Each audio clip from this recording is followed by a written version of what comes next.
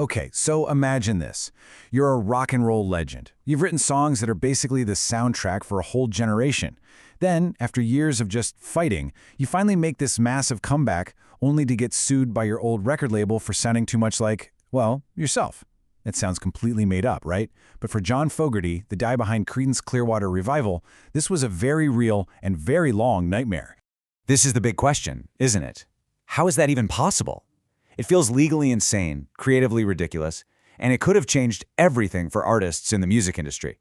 Because this whole lawsuit wasn't really about just one song. It was about something much bigger. Who actually owns an artist's unique sound?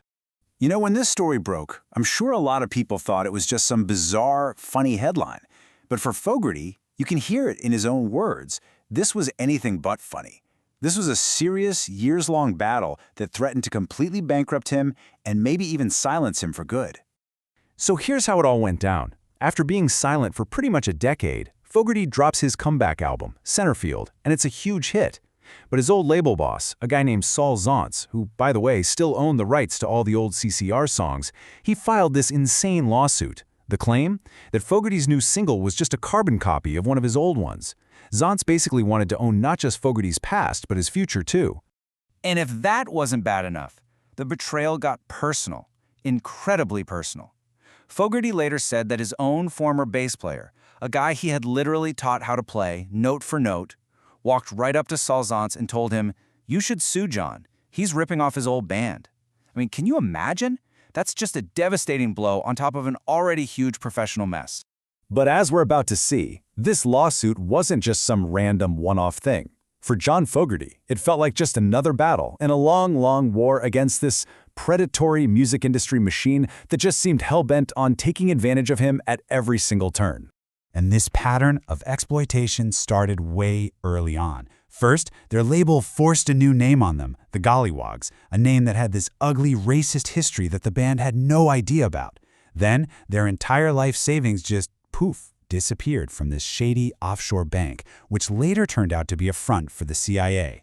And all of that leads up to the final insult, getting sued for sounding like himself. And we're not talking about a small claims court kind of deal here. This lawsuit was meant to absolutely crush him. Zaentz sued Fogerty for $144 million.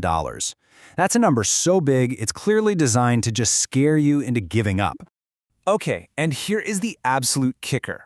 All those millions of dollars that Fogerty's music made for Fantasy Records, the money from all those classic CCR hits, that was the exact money Saul Zaentz used to get out of the music business and become a big-shot Oscar-winning Hollywood producer.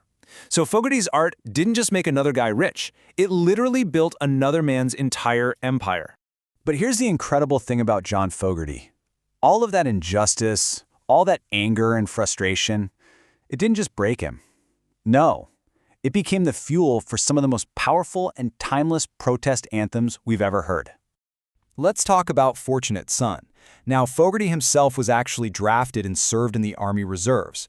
He saw with his own eyes how unfair the whole system was, where powerful people would rally for war, but then pull strings to make sure their own kids never had to actually go fight it. And that righteous anger is what that song is all about. And the way he wrote the song was just explosive. He literally sat down on his bed with a notepad, and in just 20 minutes, all that pent-up anger and frustration just poured right out of him. It was like a direct line from his gut to the paper. That's not just songwriting, that's like a dam breaking. But his music wasn't only fueled by anger. Sometimes it was born from pure, absolute joy.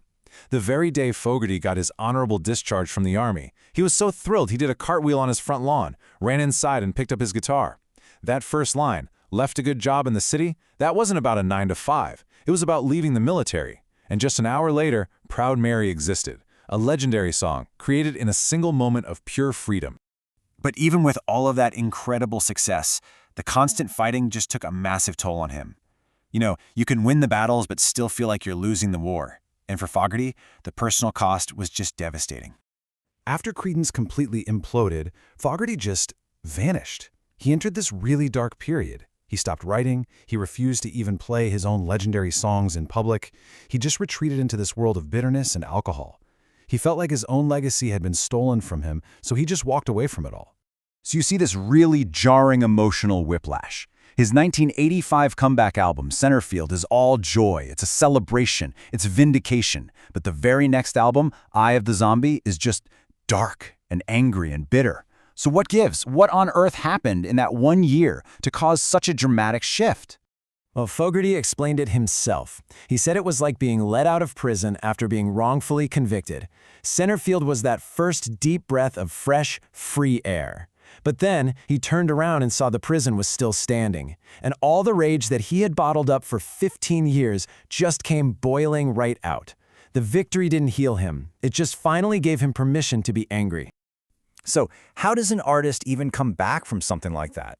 How do you pull yourself out of that kind of downward spiral and make peace with a legacy that you feel was stolen from you?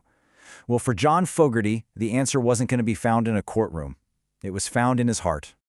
The big turning point, the thing that changed everything, came when he met his future wife, Julie. And he put it pretty bluntly later on. He said she literally saved his life, pulled him out of a darkness that he really didn't see a way out of. She was the one who helped him rediscover the joy that had been buried so deep under all those years of lawsuits and betrayals. And with her help, he started to heal. And for the first time in a very, very long time, he started to find his way back to his music and back to himself. And this story just comes together in the most perfect full circle way. Today, John Fogerty tours the world, playing all his iconic songs. And the band playing right there on stage with him, it includes his own sons. After a whole lifetime of fighting over his music, he finally has a band where he doesn't have to fight at all. He's finally home. John Fogerty's incredible journey really forces us to ask this question, doesn't it?